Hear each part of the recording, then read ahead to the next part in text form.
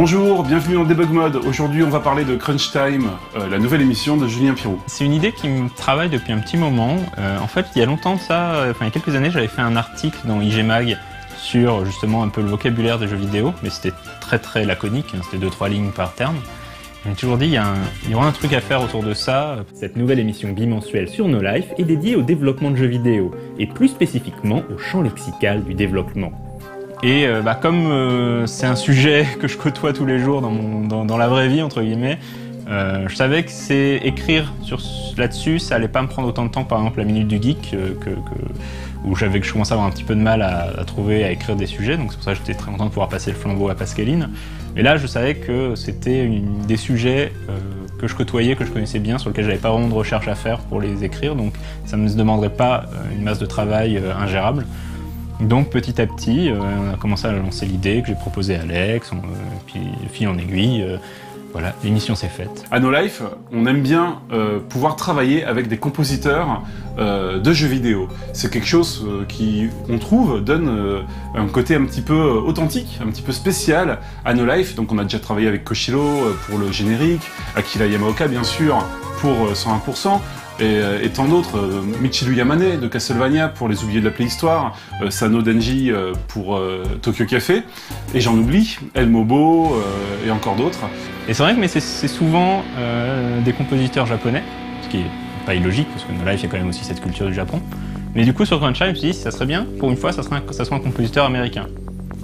Pour varier un peu les plaisirs, parce qu'il y a aussi de très bons compositeurs outre-Atlantique. En fait, je sortais tout juste du gros At One Magic sur Unreal, donc j'avais bien la musique de Alexander Brandon en tête à ce moment-là. Je me suis dit, ce serait quand même cool qu'on demande à Alex Brandon.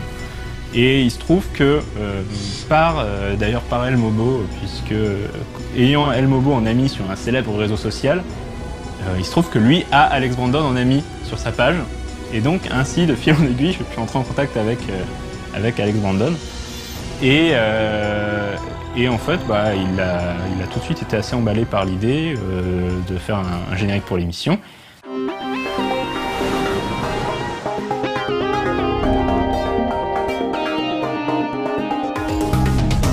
J'adore les génériques d'ouverture et de fermeture de l'émission, mais la petite boucle qu'il nous a fait pour le fond, qui est en fait basée sur le thème principal de l'émission, mais très lent, très atmosphérique, je la trouve absolument magnifique et je peux la mettre et l'écouter mais des heures durant. Je trouve que cette musique est parfaite. On a eu un petit souci, qu'au final tout s'est bien passé, mais on a des petites angoisses on va dire, parce que les graphistes auxquels on a pensé tout d'abord pour faire la partie visuelle de l'émission n'étaient pas disponibles. Ils n'avaient pas de place dans leur emploi du temps pour s'occuper de Crunch Time, et la rentrée approchait et on trouvait pas. Et finalement, Alex a pu quand même convaitre Matthew de nous faire un très beau générique pour Crunch Time. J'ai demandé en catastrophe à Matthew, je crois, une semaine et demie avant la diffusion. S'il te plaît Matthew, est-ce que t'as pas une idée pour Crunch Time là? On sait pas quoi faire, on a la musique, voilà, elle est super, mais on n'a pas l'habillage graphique. Qu'est-ce que tu peux faire? Alors il m'a proposé un habillage avec plein de petits personnages de jeux vidéo, genre des Mario, des champignons, des Space Invaders, mais je voulais un habillage plus abstrait, comme c'est une émission sur du vocabulaire finalement, j'avais pas envie que ce soit trop concret, genre il y a des personnages de jeux vidéo, ouais ok c'est une émission de jeux vidéo, je voulais quelque chose de plus abstrait tout simplement.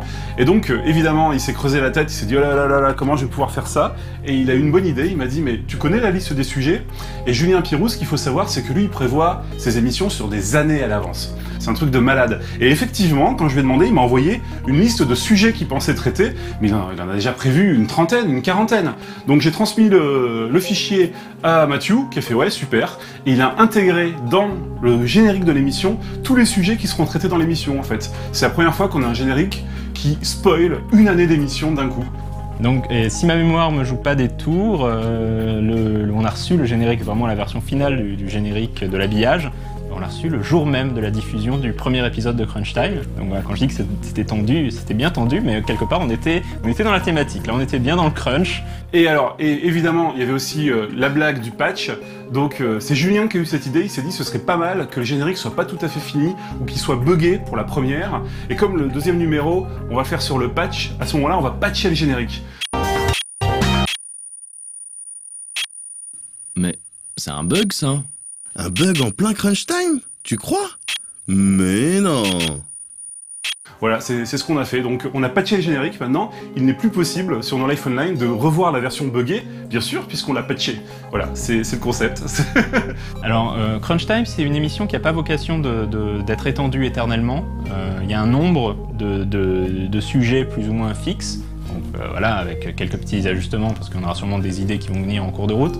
Mais voilà, il n'y aura pas un nombre illimité de sujets, et arrive un moment où, dans quelques années, hein, espérons, l'émission arrivera à son terme, parce qu'on aura couvert tous les grands termes, tout le champ lexical du jeu vidéo. Et voilà. Et une chose qui arrivera dans un futur proche, c'est que ça ne sera pas seulement moi qui parlerai des choses, mais autant que possible, on va essayer d'avoir de vrais développeurs de jeux vidéo qui viendront dans l'émission expliquer en quoi consiste leur travail, et ça, je pense que ça va être assez chouette.